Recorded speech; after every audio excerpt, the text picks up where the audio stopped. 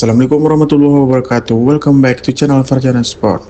Saya menghimbau kepada teman-teman semua dun sanak sadonyo dan semua warga Indonesia jangan lupa like, komen, dan subscribe channel Farjana Sport. Semoga yang sudah subscribe dipermudah urusannya di dunia maupun di akhirat. Amin amin ya robbal alamin. Seiring dengan perkembangan pertandingan malam hari yang semakin intens dan profesional, kebutuhan akan pencahayaan yang memadai jadi sangat krusial. Lampu stadion bukan hanya soal menerangi lapangan, tetapi juga soal kualitas pencahayaan yang memungkinkan para pemain tampil maksimal dan memberikan pengalaman terbaik bagi penonton.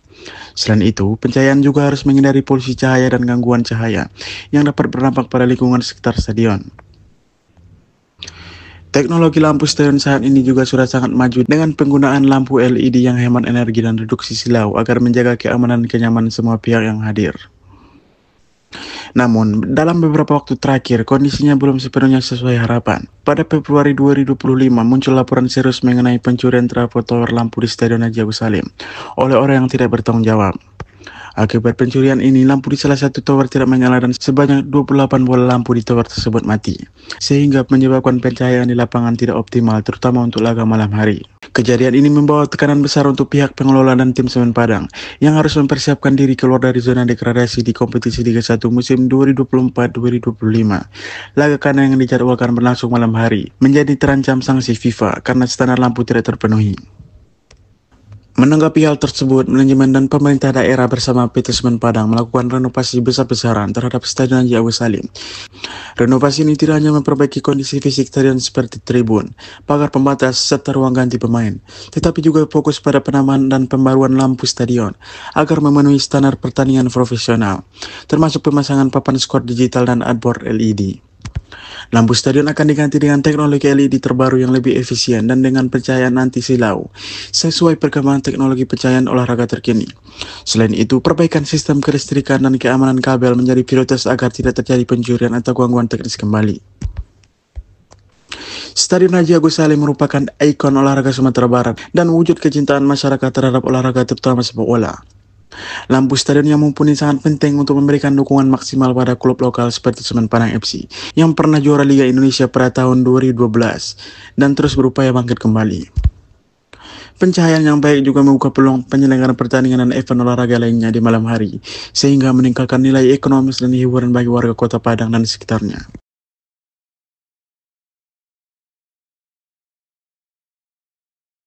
Andre Rosiade, pria kelahiran Padang, Sumatera Barat pada tahun 1978, bukan wajah baru di dunia sepak bola Sumbar. Sejak 2010, ia secara konsisten dipercaya sebagai penasihat Semen Padang FC, klub kembangan Ranah Minang yang memiliki sejarah panjang di persepakbolaan Indonesia.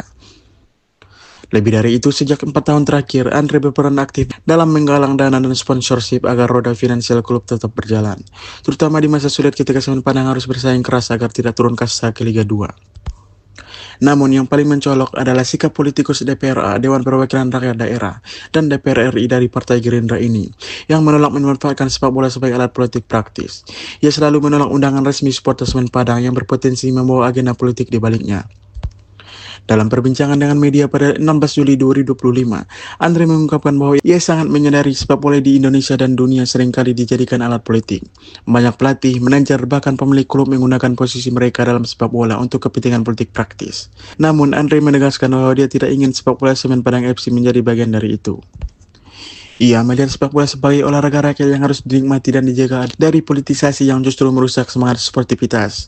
Menurutnya, sepak bola harus menjadi media penyemangat dan pemersatu bagi masyarakat Sumatera Barat, terutama bagi para supporter yang dikenal fanatik dengan julukan Kabau Sirah. Walaupun sebagai politisi, ia memilih menjaga jarak sekaligus tidak memanfaatkan kedekatannya dengan supporter untuk mendongkrak elektabilitas atau kepentingan politiknya sendiri. Inilah sikap yang sangat jarang dan patut diapresiasi dalam dunia yang terkadang memang penuh intrik politik dan konspirasi.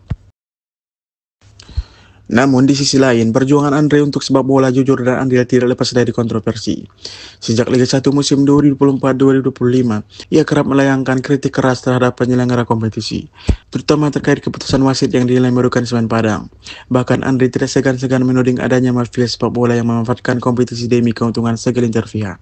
Andre juga beberapa kali menyindir Ketua Umum PSSI Erick Thohir dalam konteks penggunaan wasit asing demi menjaga kemurnian kompetisi dan mencegah kecurangan.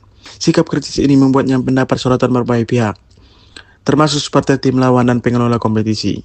Di balik berbagai peran dan perjuangan politikus ini, terdapat fakta menarik. Andre secara konsisten menolak undangan dari supporter Semen Padang yang kerap melibatkan unsur politik. Beberapa kali ia mendapatkan tawaran untuk hadir dalam pertemuan atau acara yang diselenggarakan supporter dengan agenda politik tertentu. Namun, ia selalu menolaknya demi menjaga sepak bola tetap fokus sebagai olahraga, bukan alat politik.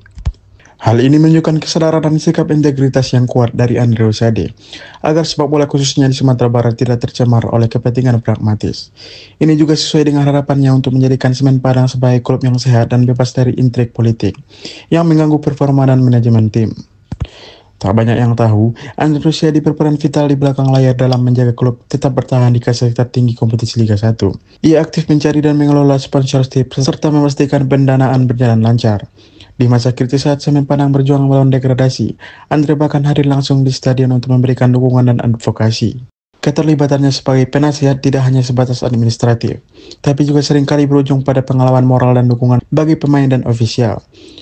Ia bahkan beberapa kali menyampaikan kritik pedas kepada PSSI dan operator liga mengenai keputusan-keputusan wasit serta regulasi yang dinilai merugikan tim Kawasira. Kejujurannya ini membuat ia menjadi figur kontroversial, sekaligus dihormati di mata publik dan supporter yang ingin sepak bola lebih adil dan profesional.